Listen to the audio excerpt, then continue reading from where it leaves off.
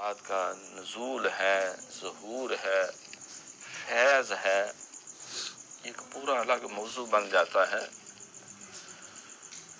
वो आपके साथ मखसूस है। जिस कब्र में कोई नबी जिस कब्र में मौजूद है तो वहाँ नवारो तजल्लियात का ज़हूर, जहाँ जिस कब्र में कोई वली मौजूद है। अब बात यह है कि अल-उलमा वरासतुल अंबिया, हजूर ने फरमाया सल्लल्लाहु अलैहि वसल्लम ने कि उलमा नबियों के वारिस हैं। तो वारिस वो ज़ुबानी कलामी नहीं है।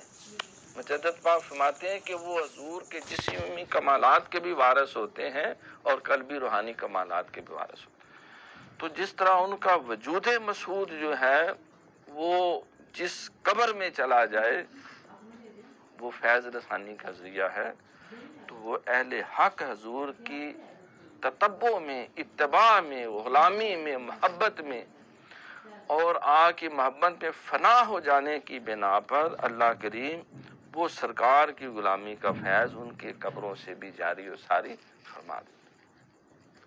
नाम फ़कीर तिना दा बाहू कब्र जिना दी जीवे हो, जिन्ना इश्क नमाजा पढ़ियां वो कह देनी मर दे, वलियां दे दरबारां उत्ते वेखला दीवे बन दे। तो ये उस चला जाना उस बंदे का काम है।